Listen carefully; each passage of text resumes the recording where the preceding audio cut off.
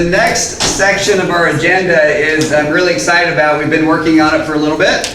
And we've got Bart Wilson with DrivingSales that's going to take the stage now, but we have been working on a dealer marketing study.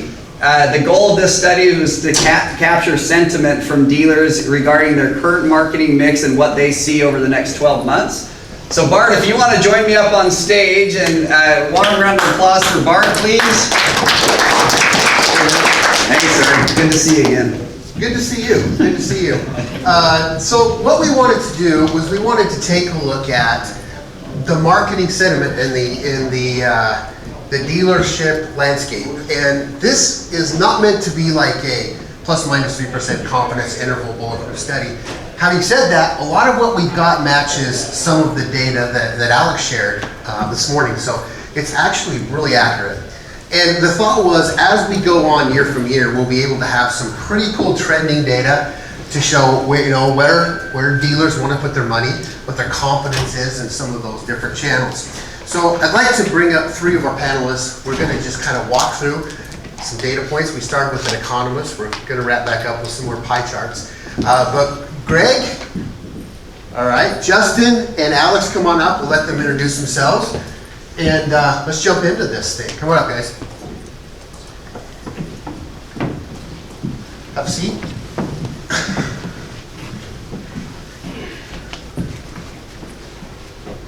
All right, Greg, since you're closest, tell us, let's go ahead. For those of you that don't know me, I'm Greg Gifford.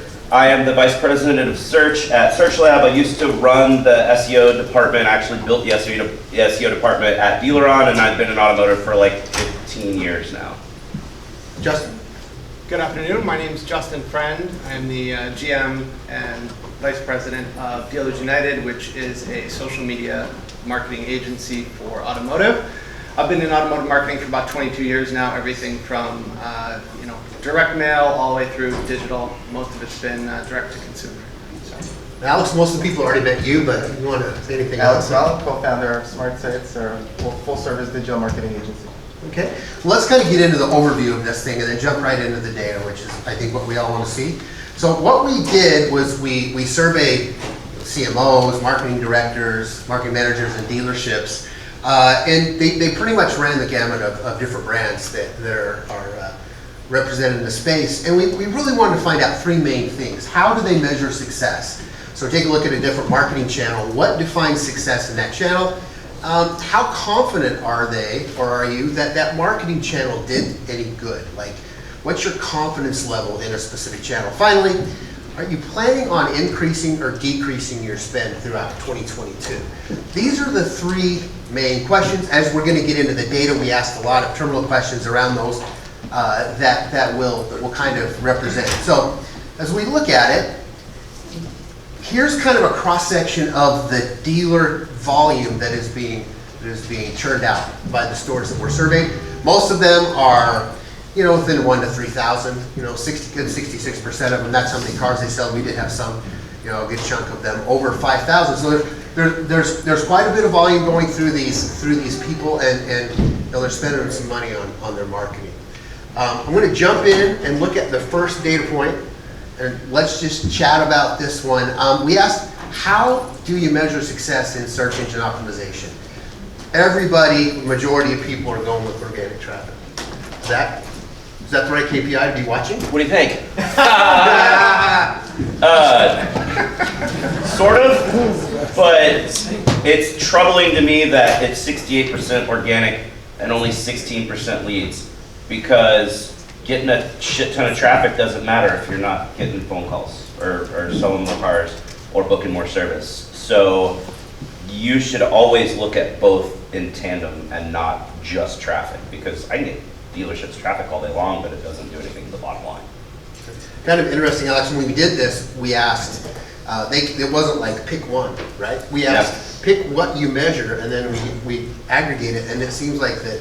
Is it just because it's the easiest to measure, or why does organic? Yeah, it's one of those like almost trick questions, right? You probably should be doing all of them except ranking, right? don't think in 2022 you should be like checking your rankings and calling your SEO company, I'm ranking here or there, right? Because search is personalized now, right? If I search on my phone right now, and you search on your phone, I'll get different results. I search on my computer, I'll get completely different results. So everything except ranking, I think, makes sense. But I think organic traffic's not a bad one. Like Rick said, I think that obviously you want to make sure that traffic's doing something. But I think as long as you're not ranking focused, I think you're in good shape. What about, I know GA's going through some changes, there's some new stuff coming out that isn't already out. How is that going to impact some of this? The insights the dealer can gain? What are some of the updates that you guys are seeing from that? Well, if you haven't heard, hopefully you have, GA4 comes out next summer, and the analytics you're using right now will stop working on June 30th next summer. So if you don't have the GA4 code installed on your site right now, get it on there as soon as you get back to work this week, because you need to have that historical data being collected, because it does not cross over. So if you don't put GA4 on your site until June of next year, you'll have no historical data. So you need to get it on there now so you at least have a year of historical data. And GA4 will calculate things differently. So just be ready that it is much more event-based than goal-based. Most of you in here are probably still in a goal-based situation, and there's a drastic difference between how goals are counted and how events are counted. So with goals, it's only counted once per session. So if I'm a potential customer and I'm on your site, and I first fill out a test drive form on an F-150, then fill out a test drive form on a Mustang, and then fill out a, oh geez, I need to come get an oil change. I submitted 3 different leads. 2 of them are to buy a car, 1 of them is for service. I'm only going to get counted as 1 conversion if you're tracking it by goals. But if you're firing events and you're studying events, that would be 3 events. So everything in GA4 is event-based. So if you're used to using goals, you need to check into that now and get used to it before it switches over and you completely freak out. And I think it's important to know that you could run it and should be running in parallel, right? Yeah. I agree with Greg 100%. You should have GA4 installed as soon as possible. It doesn't mean you have to remove the old one. You could run them parallel, and then a couple months from now, when you have the time to deal with the transitions or whatever. Well, actually install it and let it run, but don't even log in, because honestly, it's a piece of shit. And it's still in beta. It's not even ready yet, so you don't even want to use it. It's horrible. It has benefits. So it's the things that the interface will look different, right? Some cool things. The default channels are much more detailed. Yeah. So for you, it's very important for you, for your business. You'll by default be able to see organic, social versus paid social. Right. You no longer have to do funky groupings to see that. You'll literally log in and you'll see it. Google Analytics will break that up for you. That's got to be helpful. So if we're talking about this event-based algorithm, if you will, or reporting versus goals. How does that impact how a marketer should be approaching that? I mean, as they're looking at those insights that they're gaining, how is that going to impact or benefit them in their campaigns that they build and the way that they approach it? The difference is really going to be if you're goal-based now, next year when you switch over to event-based, you're not really going to be able to do year-over-year comparison because you're calculating in 2 different ways. Yeah. So like that's a big issue. How many people in here, show of hands, pay attention to bounce rate right now? Come on, be honest. Come on, more than 2 people in the room. Okay, bounce rate is an absolute crap metric and everybody does not understand how it works. So if you're using bounce rate right now, just start ignoring it because it doesn't matter. You actually want a high bounce rate because that means somebody came to your site and found what they wanted on the first page they landed on, and then you get a bounce. But anyway, bounce rate doesn't even exist in GA4. So if you're used to it now, go ahead and ease yourself off of it because it's not going to be in GA4. Good. Well, let's talk about the other thing. I don't care what they call it. It's GMB. It's Google My Business. But like right now, Google Business Profiles, right? Worst rebrand ever. Yeah. So if you think about a Google Business Profile, we surveyed 32% of the dealerships do not have separate GMB pages for the different departments of the dealership. Whether it be sales, service, parts, body shop, they just have one Google My Business page. Thoughts? What do you think? I'm not the SEO expert, but I think there's people that are missing out. For sure. The categories that you select in your Google Business Profile have a massive influence on how you're going to show up in searches. There are 10 category slots that you can fill up. There are more than 10 categories for sales. There are more than 10 categories for parts. There are more than 10 categories for service. So if you really want to maximize your visibility, you need to have those separated out, because otherwise you're going to have to go a third of your categories for sales, a third for parts, a third for service. The other big part is, if I'm looking for service, you're more likely to show up if you have a service optimized listing. The other big part is, typically, if you look at all the bad reviews that come into your dealerships, most of your bad reviews come in for the service department, not for sales. Now that will put all of those bad reviews on service, but the main thing that people see when they look for the dealership is the sales listing, so you will inherently have a better score and better reviews. So, well, Alex, like how granular do you go with this? Like how many? You said service. Do you combine service and parts and just say I have one fixed observation? Do you want one for your cafe? Do you want one for, you know what I mean? How your car wash? How granular do you go with these GMV profiles? I think depends how many things you want to be coming up for in Google Maps. Do you want your cafe to be coming up? Probably not. Service and parts make sense to separate. I also find a lot of times people separate service and parts because of and sales and all that, because of different hours also. So by having separate profiles, if you have separate hours, if you have one and you only display one set of hours on your GMV profile, and people are expecting different hours, or they come in your clothes, it creates, I'm sure a lot of you guys have dealt with those issues. So service and parts is usually the most typical. I haven't seen people go crazier than that. Okay. Let's move on to PPC. This one was a little bit more closer of a race between lead volume and clicks on the definition of success. Now these 14% that are other, we've got answers such as custom dashboards and things like that. So is this the correct way to be measuring PPC? No. We got no and we got a. This reminds me of the SEO one where we had rankings up there, right? You shouldn't be measuring on clicks. You shouldn't have been measuring clicks 10 years ago. You shouldn't be today. And I'm very surprised how so many accounts still have like no 50% of the accounts I see have no conversion set up. Like they're not even set up. I'll do one better.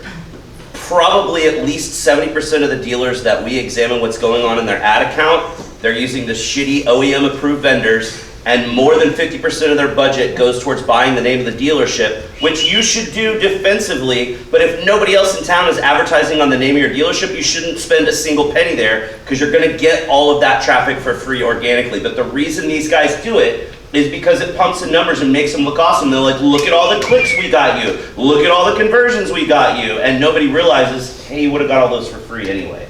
So it's not about clicks, it's about the quality of the clicks you're getting and how much you're spending on those clicks. So at the end of the day, I mean, we've got 6 options here. I mean, obviously you guys are going to say, well, it's not one. But if it was one, KPI. I mean, out of what's there, I would say the best thing there would be, I mean, lead volume and conversions is really kind of the same thing. Uh-huh. So I would really say, how many leads are you actually getting? Because I mean, you can get a crap ton of clicks and not get any leads, who cares? So lead volume is probably the best of the options that are there. And right below that is, now let's look at the quality of the leads that we're getting to determine. And how much you're paying for them, because I mean, anybody in here, if I said, cool, I'll get you 1,000 leads this month, everybody would be pumped. And if I said, I'll get you 1,000 leads at $2 a lead, everybody would be super pumped. But if I'm like, I'll get you 1,000 leads at $100 a lead, you're not so pumped anymore. So, and plus it depends, every lead is not created equal, because a lot of times too, those OEM vendors just throw a bunch of spaghetti at the wall, and 80% of the leads coming in are fixed ops leads for oil changes and stuff that you're paying $50 for an oil change lead that you don't make any money after you spent $50 for that click. So you gotta pay attention and separate out parts from service, from new, from used, and figure out what your kind of target is for what you should be spending for the quality lead that you want. Guys, I wish he would quit. Yeah, I'm sorry. I wish he'd quit keeping it aside. I wish he'd tell us where really tell us how it feels. Yeah, I got the filter. Yeah, no. So and speaking of cost, this kind of came up a little earlier when Alex was presenting, but you know, how much you spend monthly on PPC, and the majority of these dealers are spending over 10K on PPC. One slide that we didn't have up here that we'll kind of get to the end, we asked them on SEO, and you know, it was between $1,000 and $2,000 on SEO, Which is bad. okay, I was going to ask, is that typical? Is that traditional? And what's causing the gap? Is it Let's do a show of hands. Let's do a show of hands. Who in here does paid search? Hands up. Keep them up if you do it. All right, keep your hands up if you spend less than $3,000 a month in paid search. You guys are all wasting money. If you're a car dealer, regardless of the size market that you're in, if you're not gonna spend at least 4 or 5 grand a month, put that money elsewhere and you're wasting your money. Period. End of story. So in your experiences, that's all. That's it. No. In your experience, Alex, you're looking at automotive. You're looking outside automotive. Yeah. You've got a lot of optics on this on paid. Are these all sales leads? I mean, what's the mix? I'm sure it's not sales leads, and I'm sure it's expensive, and every year will get more expensive. It still works, so that's why people do it, right? So that's why Google has a big office, right? I mean. And listen, for our own company, for SmartSites, most of the marketing we do is pay-per-click, right? 80% being on Google, and we spend $300,000 every single month on our own ads, right? And every year gets more expensive. The cost per click gets worse. Cost per conversion gets worse. But there's still, if you're running correctly, there's still an ROI there, right? So I know in today's world, I get 5x returns. I put $1 in, I get $5 lifetime value from doing for SmartSites, right?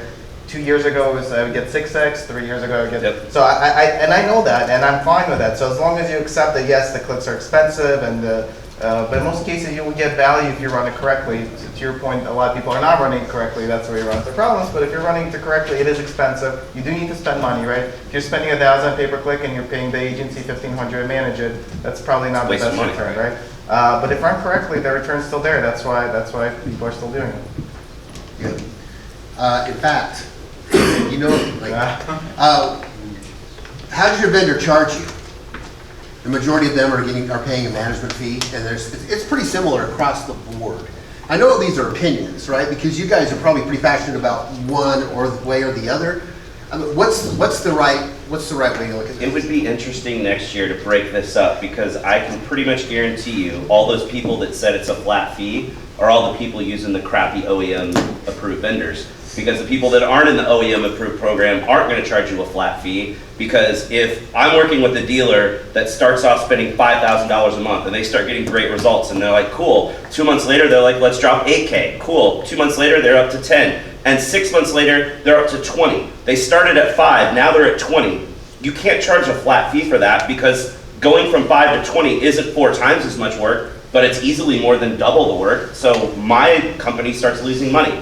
Anybody that's decent, I'm not saying good, anybody that's decent at paid search is going to charge you a percentage-based fee. Yeah, it's almost the pay-for-performance model. Do you feel like that there are marketers out there that feel like they have to spend money on PPC because they're paying that management fee, and so they're trying to get their value out of paying that fee every month? Or I mean, what do you think? It's very weird. So we work with every industry, literally every industry. Out of all the industries we work with, I think auto is the only one that does a flat fee. Yeah. And it's driven by the OEM vendors who had to pre-agree to this fee with the OEMs and had it pre-approved years ago, and like it's approved into the future and all that. No other industry have I seen preset fees to a point that doesn't make sense. Like I know a lot of people that with the smaller budgets spend $1,500 on Google and pay the agency $1,500. Yeah. Like that doesn't make sense. That's a 50% management fee. No other industry can you go in and be like, I'm going to charge you 50% management fee. Yeah. Justin, you're playing like I'm watching Wimbledon right now. I'm surrounded by just intelligence. I love it. Well, let's get to you, right? I mean, you guys all chime in, right? But let's get to you. We asked them on social how they measure success, and it was a little pretty close, but clicks came up on top. What are your thoughts? Much like Greg said, I'm surprised to see clicks as the top indicator that dealers are looking for. For me, it's about leads, and then next up would be sales. So that makes sense. 2 and 3 really rank with what we're seeing. We can drive clicks all day long, but if the clicks aren't converting to a lead and some meaningful conversation, it's simply that. It's just a click. Yep. Right. I want to kind of get into this a little bit too, because we asked, what platforms did you advertise on? It's all Zuckerberg. It's all the metaverse, right? Obviously they're more established to some degree, right? LinkedIn's been around for a while. Twitter's been around for a while. Is it because they make it easy? I mean, why? Is it because you can see better optics? Why is everybody going to Facebook and Instagram? Where should they be? For me, Meta, Facebook, Instagram, they're still the biggest, right? They've been around the longest. But this to me shows incredible opportunity for untapped markets. I'm sure everybody here has more than just Meta properties on their phone. Yes, no? Yes. Somebody has TikTok, somebody has Snapchat, right? This is all about finding the consumers where they're spending time.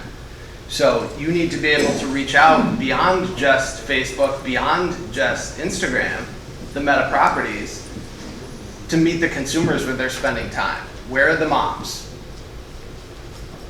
Pinterest. 70% of US moms are on Pinterest, right? Where are millennials? 1 in 3 car buyers are millennials. Where are they spending time? I found TikTok, Snapchat. for a lot of people, it becomes, they know they want to be on social, whether they're being forced by the OEM or not, they know we need to be doing social, right? And then Facebook becomes just the no-brainer, the default. Yeah. And then it's not like a strategy of where I'm chasing the eyeballs, where are my consumers. It's that I need to do socials. That means I need to do Facebook. I did it. That's it. I'm good. I think that's what ends up happening. Yeah. I think other industries do more platforms a lot more often than automotive. It's funny you ask, where are the moms, where are the millennials? And I'm thinking, who's on Twitter? Twitter skews older, but Twitter skews much older and much more affluent. So if you're selling more luxury brand or high-line cars, you should be advertising on Twitter because that's where most of your customers are probably going to be. Which is kind of a takeaway from what we heard from the economists this morning. The prices of vehicles are going up, and so yeah. I don't know. Like from an ad strategy, Justin, Alex, Greg. I mean, how like I would assume, which is probably true, that I'm doing things on Twitter I'm not doing on LinkedIn, right? But how much variation do you need, or how much of it needs to be a personality versus content? I think it's a mix. I think it's making sure that you have the right messaging with the right content for the right platform. Right? TikTok is going to be entirely video. It's motion, it's music, so that content isn't necessarily going to translate well to Twitter. It's about making sure that you have the right mix for each of the platforms.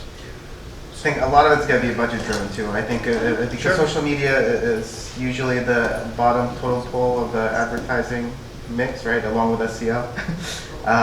If someone has a budget of $500, they're not going to be on 6 platforms. I think that's the Facebook default. Like, checkbox. That's it. And please stop using hashtags on Facebook. If you guys are doing it, don't do it. Another hot take. Another hot take. How about, what are you seeing from a cost per insert here, cost per lead, cost per conversion from the different platforms? Is Facebook like shooting way up? Is there a dark horse here that delivers better for a dealer? So it really depends. Each of the platforms are going to deliver, if you're looking at a CPL, don't talk about TikTok. They're not going to drive low funnel leads. It's going to be more awareness and branding and high funnel. Facebook in some instances will still drive the lowest cost per lead, but it's more about understanding what the goal is. If we're trying to drive, traffic to a specific page based on an event or branding or awareness, just to keep the name out in the local community, as opposed to, low funnel lead ad, you're going to have very different metrics.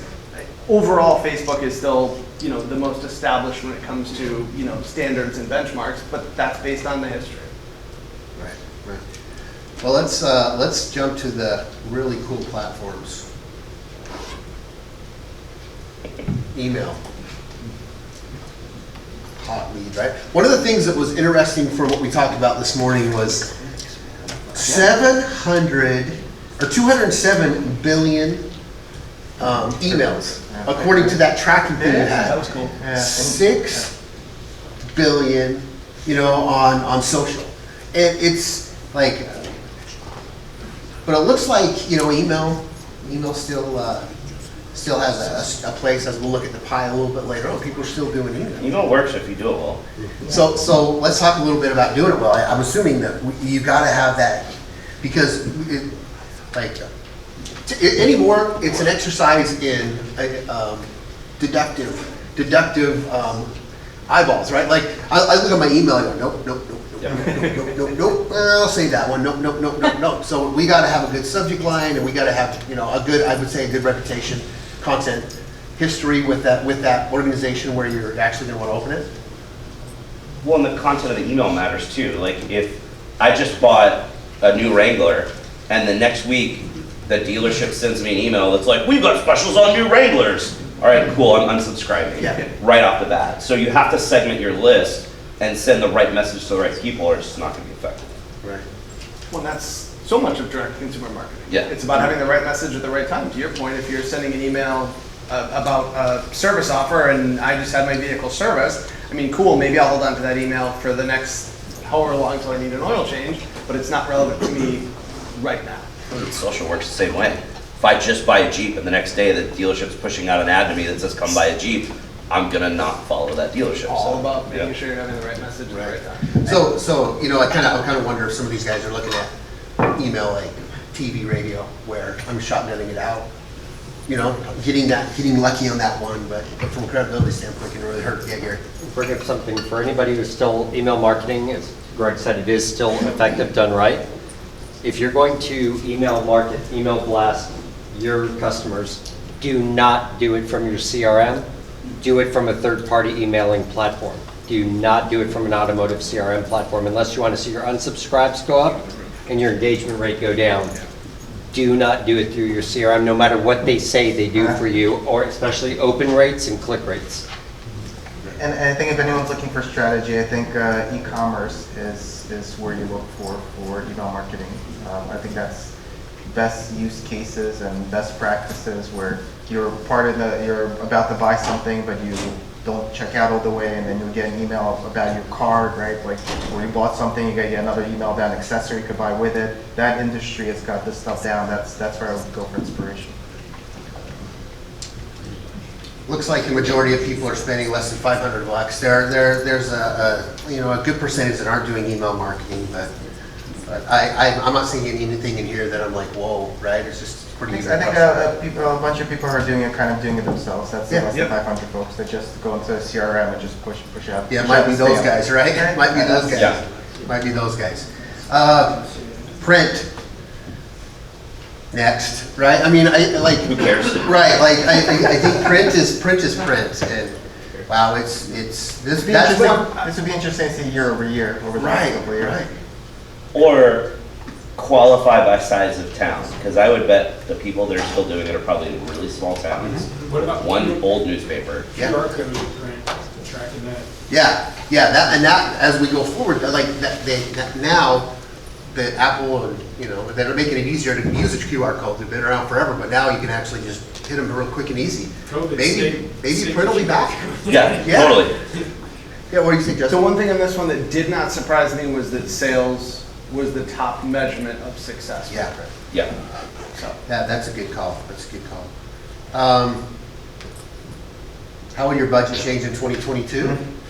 Right? It's utterly shocking that people say that they would spend more money this year on print. Yeah, well, yeah. Maybe they're going to zig, I'm going to zag. that's optimistic. Yeah. I don't know. Okay, TV radio. This one was one we just asked them, what percentage of your budget do you spend on these particular things? The majority of TV advertising is brand. And that seems to be where that's a good fit.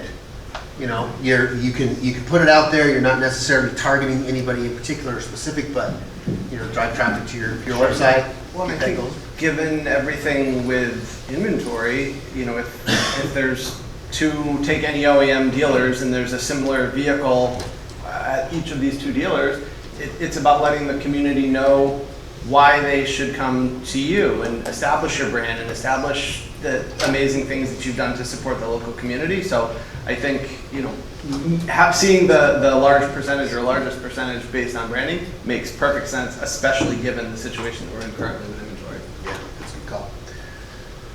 Direct mail.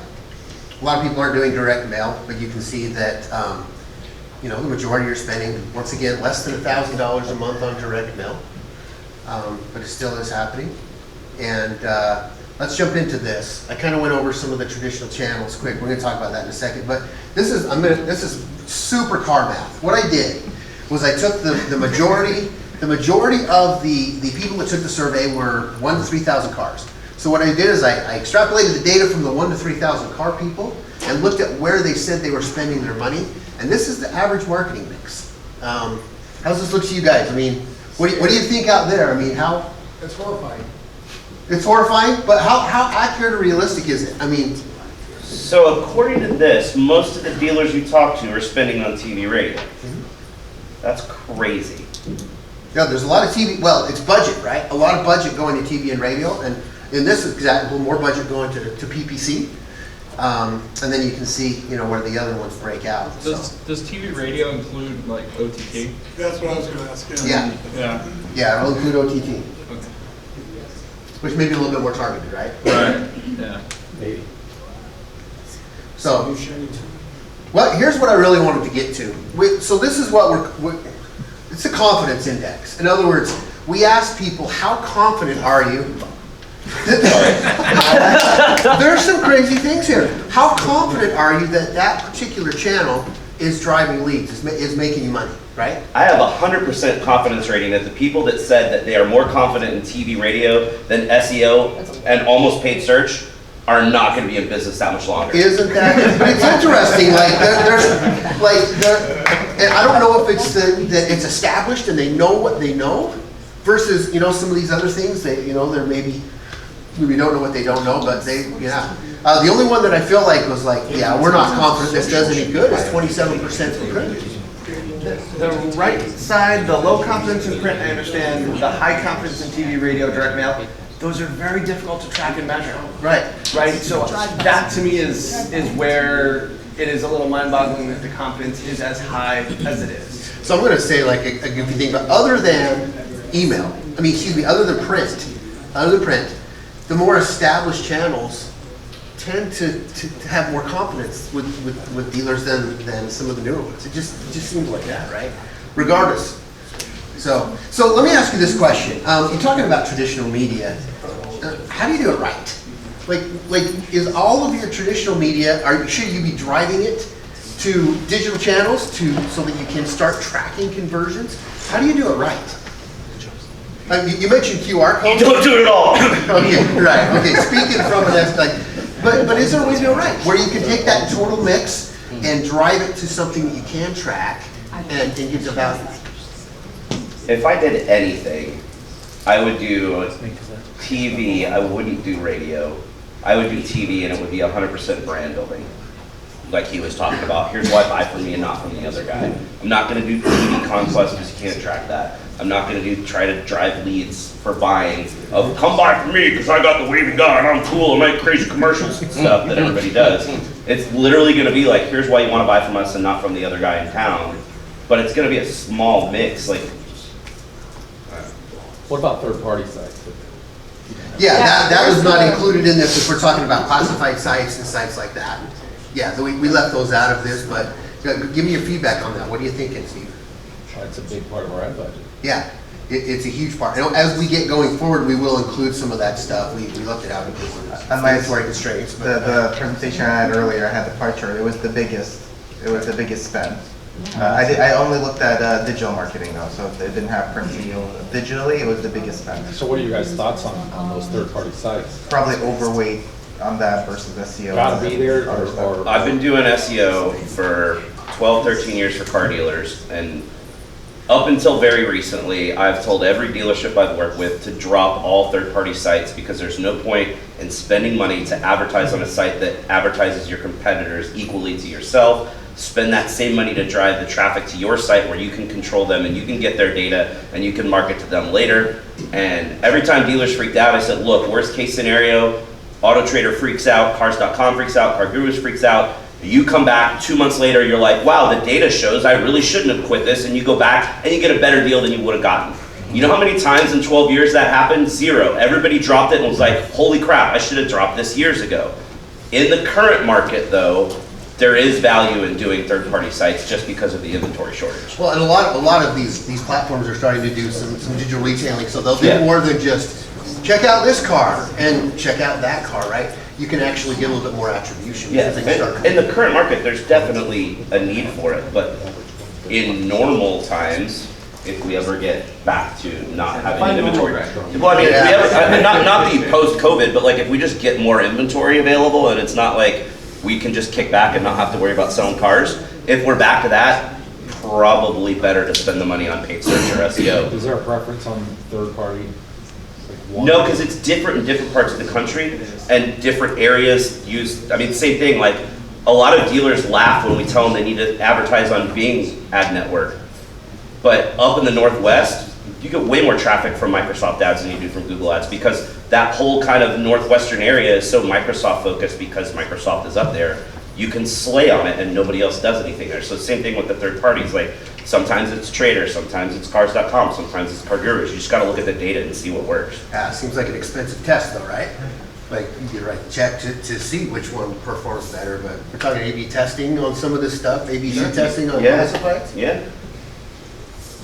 Right. Here's the other one we wanted to get to is how is your budget going to change in 2022? Purple is it's going to increase, and I find this interesting that if we look at the correlation, Justin, between the one that most dealers are going to increase is social. But you look at the confidence that they have that it's working, and it was 68%. So how do we kind of explain that? Like they're more bullish on it, but they're not sure it's going to work. I think a lot of it is what we saw in the other chart with the untapped opportunities with the other platforms. There's more to go beyond just Facebook and Instagram. To Alex's point, I think everybody, well, not everybody, most dealers do social because the OEM says, and you sort of check a box and put $500 in. But I think there is an extraordinary opportunity that, again, to reach these other consumers that are looking on other platforms. Looking at this data, that would be, my understanding as to why people are going to increase budget is to get in, test the water with some of the other platforms. So what do you guys think? There is such a high trust in TV radio, yet most people are keeping their budget the same. Right. If that's like the second or third highest thing on the list, it should be the second or third highest increased budget. It just doesn't make sense. Unless you're just going to stand pat. They know they know what they know, and I know I can get there. I'm comfortable with what I get. Maybe. Yeah. Yeah. So one other factor not brought up is most people are advertising in social because they see the dealer down the street doing it in your feed. That's the number one reason, not because of co-op. And the other factor that's left alone that really results, it is the lowest conversion rate where everybody's badgering which third-party site works, does PPC work, it is the lowest closing rate on leads on average of any source is from social actually to a sale or to service.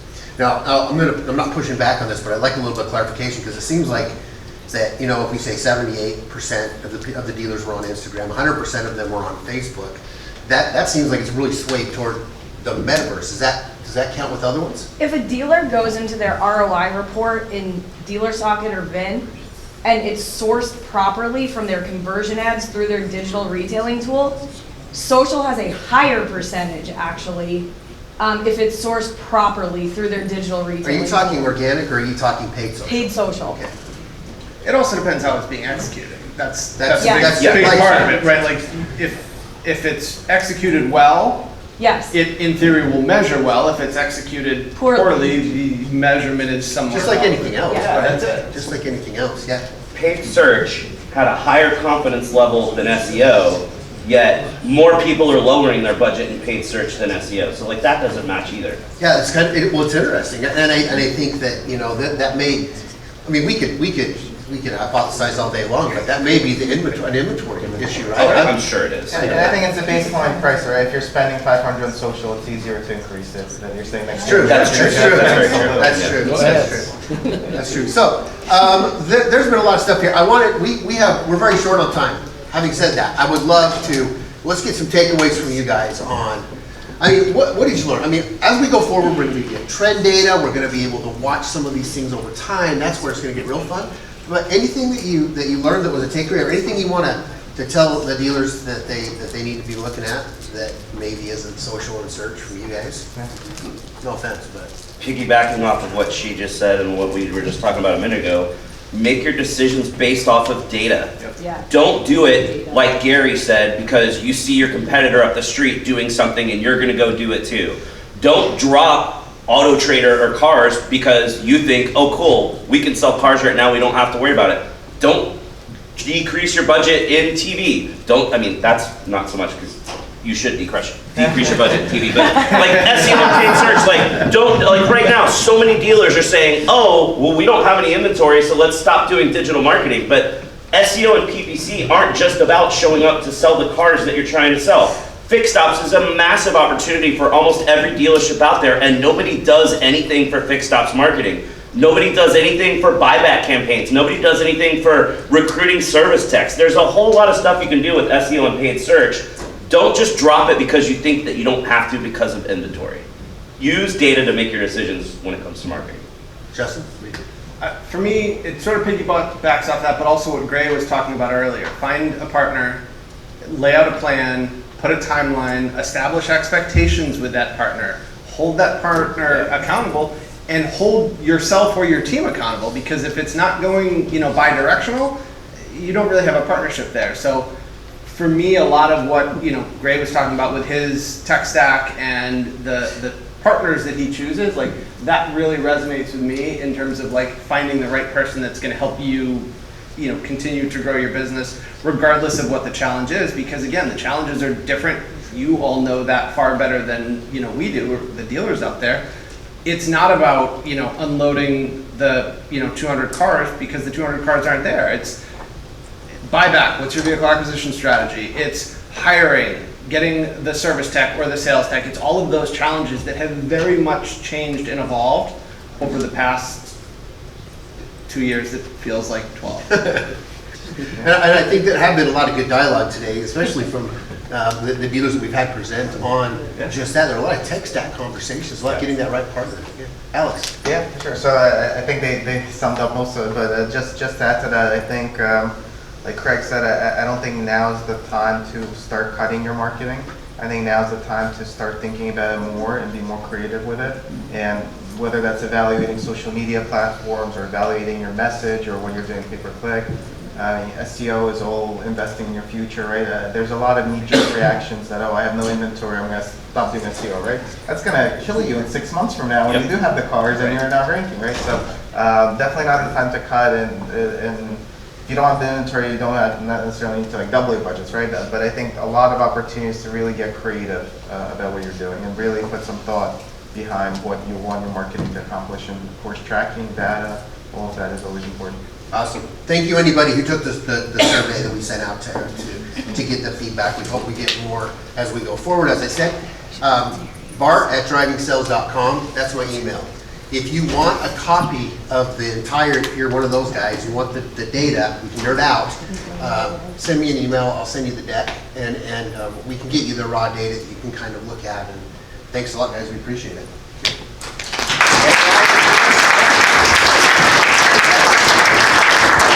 Good stuff. Thank you, guys. Well, hopefully that was informative for everybody. We are going to go straight into our